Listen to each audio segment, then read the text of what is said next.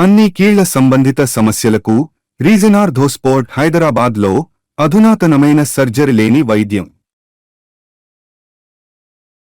Pithapuram political equations మారబోతున్నాయా?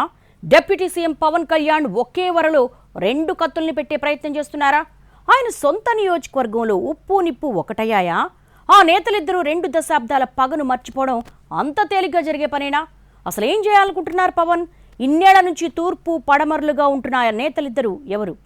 AP deputy CM Pawan Kalyan ఎమ్మెల్యేగా ప్రాతినిధ్యం వహిస్తున్న పిఠాపురం పొలిటికల్ స్క్రీన్ మీద సరికొత్త సీన్స్ కనిపించబోతున్నాయట.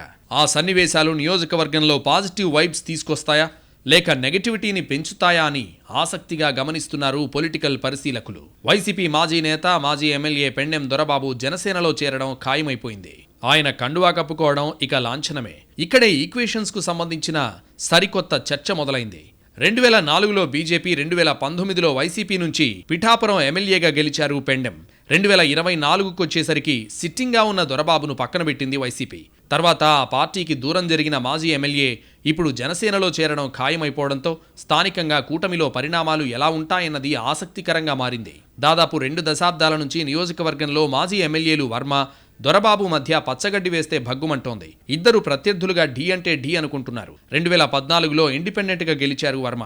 2019లో ఓడిపోయారాయన. అటు నియోజకవర్గంలో ఇప్పటికే జనసేన ద్వితీయ శ్రేణి నాయకులు వర్మకి మధ్య గ్యాప్ ఉంది. ఒక్క పవన్ కళ్యాణ్ టూర్లో తప్ప మిగతా అన్ని సందర్భాల్లో ఎవరి కార్యక్రమాలు వాళ్లవే. కూటమిలో ఉన్నాం, సమన్వయంతో వెళదామన్న ధ్యాస ఎవరికీ లేదంటారు స్థానికులు. గెలుపు ఇచ్చే కిక్కుకు సంబంధించి ఆ మధ్య వర్మ చేసిన ట్వీట్ కూడా వివాదం రేపింది. దాంతో 2 పార్టీల క్యాడర్ మధ్య దూరం మరింత పెరిగిందట. ఈ పరిస్థితుల్లో ఇప్పుడు మళ్లీ దొరబాబును జనసేనలోకి ఎలా ఎంకరేజ్ చేస్తారని ప్రశ్నిస్తున్నారట వర్మ. ఆయన 5 ఏళ్లు ఎమ్మెల్యేగా ఉన్నప్పుడు తమని ఇబ్బందులు పెట్టారని గుర్తు చేస్తున్నట్టు తెలిసింది.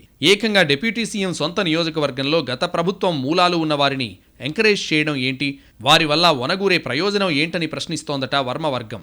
నాడు పవన్ని ఓడించమని ప్రచారం చేసిన వాళ్లే నేడు ముద్దయ్యారా అంటూ సెటైర్స్ వేస్తున్నట్టు చెప్పుకుంటున్నారు. అయిన వాళ్లకు ఆకుల్లో, కాని వాళ్లకు కంచాల్లో పెట్టడం అంటే ఇదేనేమో అని టీడీపీ మాజీ ఎమ్మెల్యే అనుచరుల దగ్గర ప్రస్తావిస్తున్నట్లు సమాచారం. ఈ విషయం తెలిసిన దొరబాబు వర్గం కూడా అంతే స్థాయిలో రియాక్ట్ అవుతోందట. తాము ఎప్పుడూ ఎవరిని వ్యక్తిగతంగా టార్గెట్ చేయలేదని, గత ఎన్నికల టైంలో వైసీపీలో ఉన్నప్పటికీ పిఠాపురం వరకు పవన్ కోసం పనిచేశామని, ఆ విషయం అధినేతకు కూడా తెలుసని వివరిస్తున్నారట.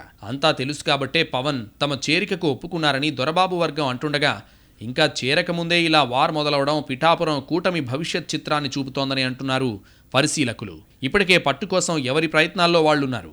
దొరబాబు చేరిక తమకు ప్లస్ అవుతుందని జనసేన భావిస్తుంటే తమను టార్గెట్ చేస్తున్నారని వర్మ వర్గం ఫైర్ అవుతోంది. ఇది ఇలాగే కొనసాగితే మాజీ ఎమ్మెల్యేల మధ్య వ్యవహారం మరింత ముదురుతుందన్న గుసగుసలు వినిపిస్తున్నాయి. ఆధిపత్య పోరులో భాగంగా దొరబాబును టార్గెట్ చేస్తూ అవసరమైతే గత ప్రభుత్వంలో జరిగిన వ్యవహారాలపై పోరాటాలకు వర్మ సిద్ధమవుతున్నట్లు తెలుస్తోంది. అధికారం కోసం తాను పార్టీలు మారే బాపతు కాదని, దొరబాబు ఇప్పటివరకు 5 పార్టీలు మారారని గుర్తు చేస్తున్నారట. అటు పెండెం వర్గం కూడా అంతే ఘాటుగా రియాక్ట్ అవుతూ నమ్మిన పార్టీకి వెన్నుపోటు పొడిచి స్వతంత్ర అభ్యర్థిగా పోటీ చేసే ఉద్దేశం తమకు లేదని సెటైరికల్గా అంటోందట. ఇలా మాటల తూటాలు పేలుస్తూ పిఠాపురంలో పొలిటికల్ హీట్ పెంచుతున్నాయి 2 శిబిరాలు.